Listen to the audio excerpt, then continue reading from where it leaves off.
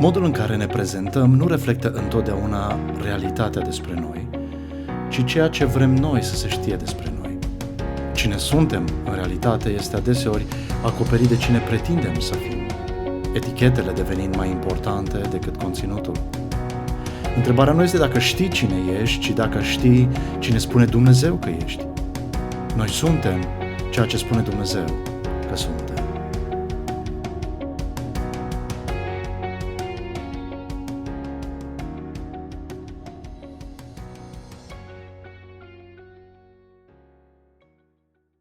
Matei, capitolul 5, versetele 1 la 16. Când a văzut Iisus mulțimile, a urcat pe munte și s-a așezat jos. Ucenicii săi au venit la el, iar el a început să vorbească și să-i învețe astfel. Ferice de cei săraci în duh, căci a lor este împărăția cerurilor. Ferice de cei îndurerați, căci ei vor fi mângâiați. Ferice de cei blânzi, căci ei vor moșteni pământul. Ferice de cei flămânzi și însetați după dreptate, căci ei vor fi săturați. Ferice de cei milostivi, căci ei vor avea parte de milă. Ferice de cei cu inima curată, căci ei îl vor vedea pe Dumnezeu. Ferice de cei împăciuitori, căci ei vor fi numiți fii ai lui Dumnezeu. Ferice de cei persecutați din pricina dreptății, căci a lor este împărăția cerurilor. Ferice de voi când oamenii vă insultă, vă persecută și spun tot felul de lucruri rele, mințind împotriva voastră din pricina mea.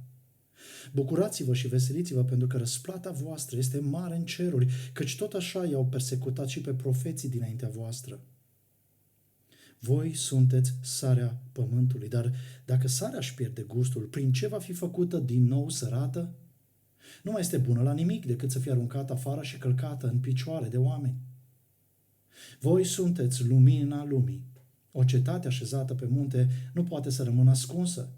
Și nimeni nu aprinde un felinar ca să-l pună sub un obroc, ci îl pune pe un suport și astfel el luminează tuturor celor din casă. Tot așa să lumineze și lumina voastră înaintea oamenilor, ca ei să vadă faptele voastre bune și să-L slăvească pe Tatăl vostru care este în ceruri. Seria aceasta de mesaje vrea să răspundă la întrebarea: cine sunt eu? Cine ești tu? Când spui sunt creștin, ce înseamnă aceasta? Ce implică această identitate? A fi creștin adevărat înseamnă 3 lucruri. Înseamnă a fi copilul Tatălui, ucenicul Fiului și împuternicit de Duhul Sfânt. În ultimele 4 mesaje am văzut ce înseamnă să fii copilul Tatălui. În primul rând, Domnul Iisus Hristos ne cere în Matei 5:48: fiți deci desăvârșiți, așa cum și Tatăl vostru cel ceresc este desăvârșit. Copilul poartă ADN-ul părintelui său. A fi copilul Tatălui ceresc înseamnă a purta atributele sale transmisibile. Am văzut 3 dintre ele: sfințenia, dragostea și înțelepciunea. Atribute pe care copiii lui Dumnezeu le manifestă biruind ispita, manifestând dragoste jertfitoare și făcând alegeri prin înțelepciunea care vine de sus. De asemenea, a fi copilul Tatălui înseamnă a recunoaște natura păcătoasă cu care te-ai născut. Noi nu suntem păcătoși pentru că facem păcate, ci facem păcate pentru că suntem păcătoși. Păcătos înseamnă mort spiritual, cu alte cuvinte, incapabil să trăiești viața pe care a intenționat Dumnezeu ca tu să o trăiești. Pentru că tendința noastră este să corupem binele, redefinindu-i sensul și scopul, astfel încât concepte ca dragostea, dreptatea, sexul, libertatea și altele nu le mai cunoaștem după sensul și scopul lor dat de Dumnezeu, ci după sensul și scopul nostru, al culturii și tendințelor cărora le suntem tributari, și mergem până acolo încât până și pe Hristos îl percepem în felul lumii, nu în felul lui Dumnezeu. Și anume, îl percepem ca pe un tâmplar inteligent din Nazaret sau ca pe un mare învățător sau ca un mare reformator sau ca un mare vindecător sau chiar ca prietenul păcătoșilor. Însă nu-l putem vedea și nu îl credem ca fiind Fiul lui Dumnezeu, Mântuitorul lumii. A fi păcătos înseamnă să folosești ceea ce este a lui Dumnezeu pentru a-ți construi propria viață, propria împărăție, care, pentru că ești spiritual orb și infectat cu păcat, Această împărăție, această viață este un atac compulsiv la tot ce este și face Dumnezeu. De asemenea, moartea spirituală nu duce doar la moarte fizică, ci la moarte veșnică. A fi copilul Tatălui înseamnă, de asemenea, că ai beneficiat de soluția lui Dumnezeu pentru starea ta păcătoasă. Viața care se merită trăită nu este viața ta coruptă de păcat, ci viața veșnică oferită de Dumnezeu în Iisus Hristos. Viața veșnică nu este o stare a sufletului după moarte. Nu este nici viața ta îmbunătățită aici pe pământ. Nu. Ci viața veșnică este o persoană, este Iisus Hristos. Aduceți-vă aminte de ceea ce este scris în 1 Ioan 5, versetele 11 la 13. Apostolul Ioan scrie așa: și mărturia este aceasta: Dumnezeu ne-a dat viață veșnică și această viață este în Fiul Său. Cel care îl are pe Fiul are viața. Cel care nu-l are pe Fiul lui Dumnezeu nu are viața. V-am scris aceste lucruri ca să știți că voi, cei care credeți în numele Fiului lui Dumnezeu, aveți viață veșnică. Credința în Iisus Hristos este cheia pentru ca viața veșnică să fie viața ta. Așa cum am văzut în Ioan 20:31, însă acestea au fost scrise pentru ca voi să ajungeți să credeți că Iisus este Hristosul Fiul lui Dumnezeu și crezând să aveți viață în numele Lui. Ești tu copilul Tatălui Ceresc? Pe de altă parte, cum fac diferența între a trăi viața mea și a trăi viața Lui? În primul rând, așa cum am văzut data trecută, ca să o trăiești, trebuie să o ai. În următoarele mesaje vă voi prezenta caracteristicile vieții veșnice în copiii Tatălui și dacă nu ai această viață veșnică, următoarele mesaje vor fi pentru tine extrem de dificile, pentru că vei fi ispitit să alegi între două variante, ambele greșite. Fie să renunți, fie să imiți.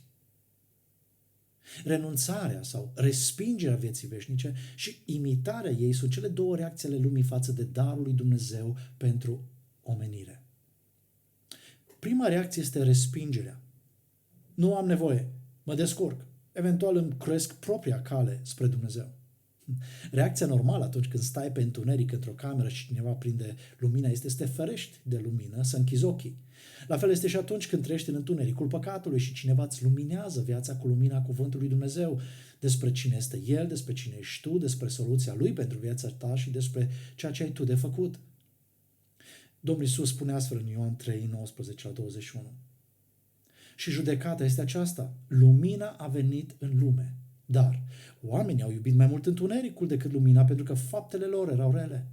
Căci oricine face răul urăște lumina și nu vine la lumină ca să nu se expună faptele, dar cel ce lucrează potrivit cu adevărul vine la lumină ca să-i se arate faptele, fiindcă sunt făcute în Dumnezeu. A doua reacție este mimetismul. Mă folosesc de abilitățile mele, de resursele mele și de oportunitățile care se ivesc ca să imit, ca să fiu cât mai asemănător cu ceea ce vrea Dumnezeu, cu ceea ce înseamnă viața veșnică.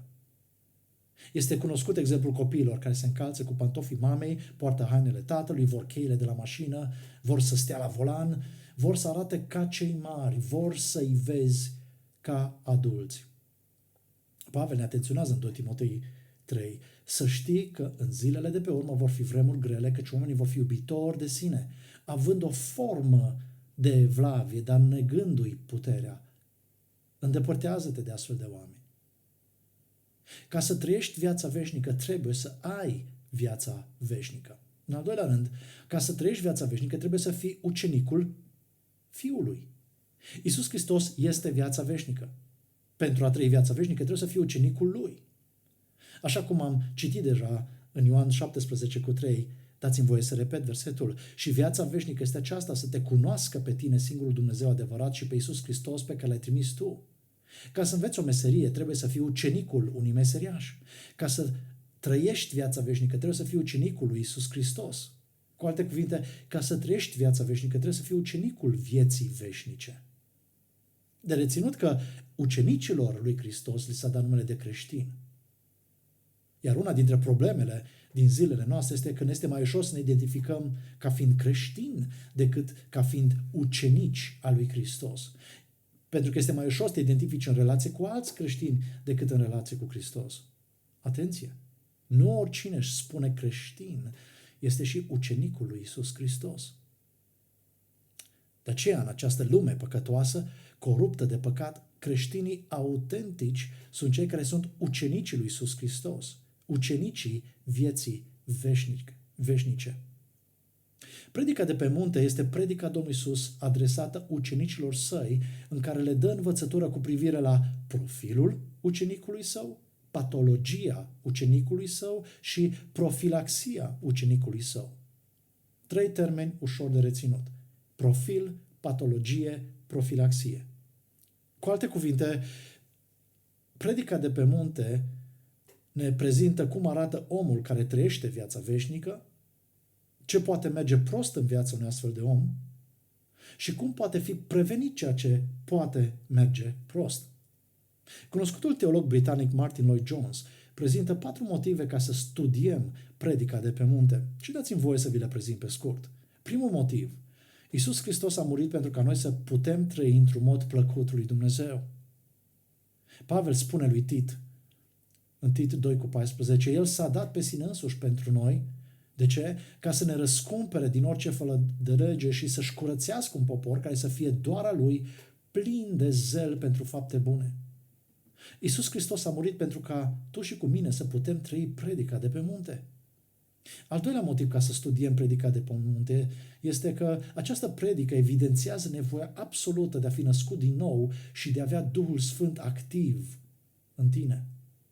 Nu poți citi și studia fericire fără să fii zdrobit de realitatea importanței de a fi schimbat mai întâi de Duhul Domnului ca să poți trăi viața veșnică. În 1 Ioan 2:6 este scris: cel ce zice că rămâne în el este dator să umble, să trăiască și el așa cum a umblat Isus. E bine, predica de pe munte este cum a trăit Isus, iar Duhul Sfânt îți poate da puterea să trăiești așa cum a trăit Isus. Al treilea motiv ca să studiem predica de pe munte este datorită faptului că această predică indică modul în care putem intra în posesia binecuvântărilor lui Dumnezeu. Toți vrem binecuvântările lui Dumnezeu. Însă câți dintre noi cunoaștem cerințele? Predica de pe munte ne oferă cadrul biblic al cerințelor care atrag binecuvântările divine. În al patrulea rând, predica de pe munte este cea mai bună metodă de evangelizare. Lumea vrea să știe cum arată un copil de Dumnezeu, iar predica de pe munte îi oferă profilul copilului autentic al lui Dumnezeu. Dacă ceea ce trăiești nu atrage lumea, atunci ceea ce vorbești va determina lumea să fie circumspectă când va compara vorbele tale cu faptele tale. Martin Lloyd-Jones spunea: predica de pe munte nu îi trăiește astfel și vei fi creștin, ci trăiește astfel pentru că ești creștin. Doresc să îți prezint pe scurt cele 3 părți ale predicii de pe munte, însă astăzi vreau să insist mai mult pe prima parte, deoarece cu ea am să încep studiul detaliat de data viitoare. Deci, cum spuneam, cele 3 părți ale predicii de pe munte sunt cum arată omul care trăiește viața veșnică sau profilul ucenicului, ce poate merge prost în viața unui astfel de om sau patologia ucenicului și cum poate fi prevenit ceea ce poate merge prost în viața ucenicului sau profilaxia ucenicului. Prima parte. Cum arată omul care trăiește viața veșnică sau profilul ucenicului lui Hristos? E bine, profilul ucenicului este cuprins în secțiunea de la 5:3 la 5:16. Așa cum puteți observa în text, Iisus își începe predica cu o listă a caracteristicilor ucenicului său și este un motiv logic pentru care este așezată această secțiune la începutul predicii. Nu poți vorbi de boala și dieta unui om dacă nu poți identifica omul respectiv. Este cu siguranță un motiv întemeiat pentru care medicina veterinară și mâncarea pentru hamsteri nu sunt recomandate oamenilor. Oamenii au un alt profil decât hamsterii. Pe de altă parte, ucenicii lui Hristos sunt copiii lui Dumnezeu, iar bolile creștinismului și dieta creștinului nu sunt compatibile cu oamenii care trăiesc morți în păcatele lor. Dieta creștinului poate părea searbătă, fără gust, fără sens celui nemântuit, de genul: să mă rog? Ce pierdere de timp! Mai bine să caut soluții practice decât să stau să mă rog la cineva nevăzut. De asemenea, bolile ucenicului lui Hristos pot părea copilării pentru cel nemântuit. De exemplu: este păcat să poftesc o femeie în inima mea? Pe cine nu o face?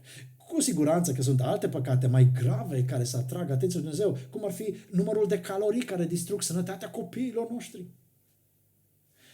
Dați-mi voie să fac câteva observații generale cu privire la lista citită de la versetul 3 la 16. În primul rând, profilul ucenicului lui Hristos aduce fericire, aduce binecuvântare. Observați că toate caracteristicile ucenicului Hristos încep cu ferice de. Traduce în limba engleză conțin binecuvântat este sau Dumnezeu îi binecuvintează pe. În schimb, toate versiunile în limba română conțin ferice de. Deși fericirea sau binecuvântarea este marea căutare a oricărui om din lume, predica de pe munte ne arată faptul că fericirea nu este scopul vieții, ci produsul derivat al vieții veșnice. Cu alte cuvinte, dacă vrei să fii fericiți, nu căuta fericirea, ci ceea ce aduce fericirea. Dacă vrei să fii fericit, trebuie să treci viața veșnică și viața veșnică îți va aduce fericirea. La fel cum dacă vrei să te bucuri, nu cauți bucuria, ci lucrurile care aduc bucurie. Și aici este marea diferență dintre viața ta și viața veșnică. Pentru că viața ta, cea păcătoasă, te împinge să cauți fericirea în lucrurile care nu au ca rezultat fericirea, ci satisfacerea de moment a apetitelor și așteptărilor. În schimb, viața veșnică îți oferă fericirea. Mulți confundă fericirea cu satisfacția. Satisfacția este experiența repetitivă a împlinirii unui anumit apetit. De exemplu, când îți este foame, mănânci și astfel experimentezi satisfacție. Asta până data viitoare, când îți va fi foame din nou și vei mânca din nou ca să ai satisfacție din nou. De asemenea, satisfacția poate fi găsită și în experiența unică pe care ți-o produce împlinirea unei așteptări. De exemplu, îți dorești mult un anumit inel pe care nu ți-l permiți ușor. Așa că vor trece poate luni, ani, până să-ți cumperi sau să primești acel inel. E bine, momentul acela unic în care primești inelul îți oferă satisfacție. Observați, satisfacția are de-a face fie cu repetiția sau unicitatea evenimentului, nu cu durata satisfacției. Satisfacția mâncatului este de moment și apetitul îți va cere în curând satisfacție din nou. Satisfacția împlinirii unei așteptări ține doar de acel moment. După aceea vei constata că ți-au rămas doar amintirile momentului, nu satisfacția momentului. Satisfacția este trecătoare și trebuie hrănită regulat, dacă este vorba de apetit. Sau tot mai agresiv, dacă este vorba de așteptări și dorințe. Satisfacerea apetitului nu are finalitate. Pe de altă parte, fericirea este acea stare pozitivă care nu se mai termină. Cine trăiește ca ucenic se va bucura veșnic de moștenirea împărăției cerurilor, de mângâiere, de dreptate, de privilegiu de a fi fiul, fiica lui Dumnezeu, de răsplata suferințelor sale pentru Hristos și așa mai departe. Profilul ucenicului lui Hristos aduce mai mult decât satisfacția de moment, aduce fericirea veșnică. O altă observație generală cu privire la profilul ucenicului. Profilul ucenicului prezintă o serie de trăsături ale aceluiași ucenic, nu a diferiților ucenici. La fel cum un diamant are mai multe fațete, nu doar una. A trăi viața veșnică nu face pe unii doar să fie săraci în duh, pe alții blânzi, pe alții însetați după dreptate și pe câțiva cu inima curată. Fiecare ucenic al lui Hristos dezvoltă toate aceste fațete, fiecare dintre ele depinzând una de cealaltă. De exemplu, nu poți fi cu inima curată fără să fi fost flămând și însetat după dreptate.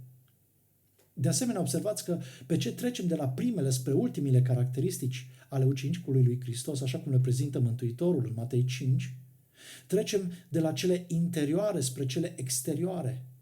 Ultimile prezentate de Domnul Iisus sunt a fi sare și lumină, ceea ce implică să ai rezolvată mai întâi problema interioară, să fii sărac în duh, milostiv, cu inima curată și așa mai departe.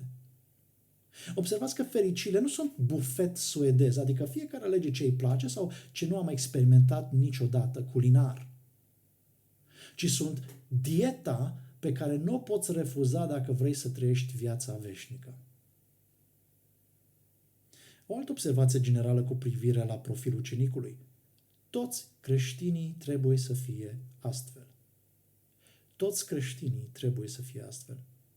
Fericile nu descriu creștinii de excepție și nici prototipul de ucenic care încă nu a intrat pe banda de producție. Este adevărat că poți vedea diferențe între creștini când te uiți la ei, așa cum poți vedea diferențe între mașini pe șosea. Însă viața veșnică nu este o serie de categorii de vieți veșnice. Viața pentru începători, viața pentru avansați și viața pentru idioți, de exemplu. Viața veșnică este o persoană, Iisus Hristos, și Biblia ne vorbește despre un singur standard pentru toți copiii Tatălui, pentru că există o singură viață care se merită trăită. Și aceasta nu-i trabantul tău, ca să zic așa, ci BMW-ul lui. Diferența pe o șosea pe care sunt doar BMW-uri nu o face mașina, ci șoferul. Așa că dacă ai mentalitate de trabant, nu va conta performanțele BMW-ului pe care îl conduci. Dacă ești născut din nou și trăiești sărac în duh, îndurerat de ceea ce îndurerează pe Dumnezeu, blând, flămând și însetat după neprihănire, milostiv, cu inima curată, împăciuitor și așa mai departe, tu trăiești viața veșnică, viața lui Hristos.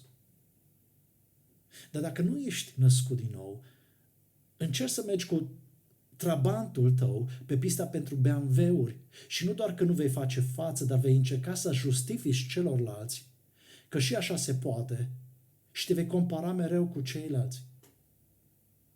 Dați-mi voie să vă aduc aminte de cuvintele Domnului Iisus din Matei 7:21. Citez.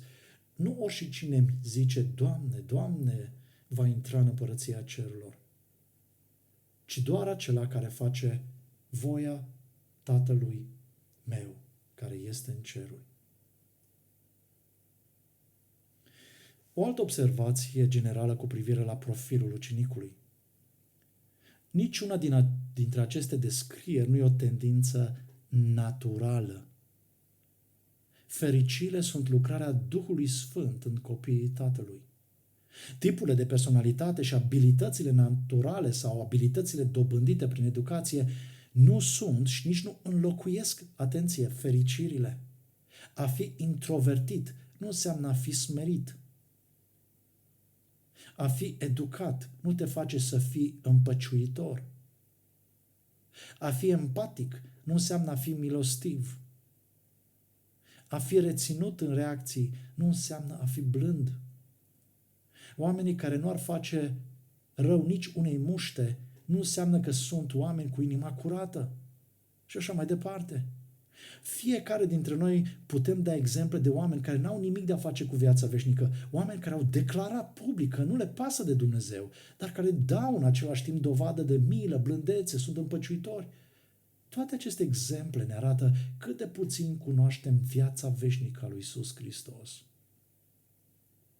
O ultimă observație cu privire la profilul ucenicului fiului din Matei 5, 3-16. Aceste descrieri arată clar diferența radicală, esențială dintre creștini și necreștini.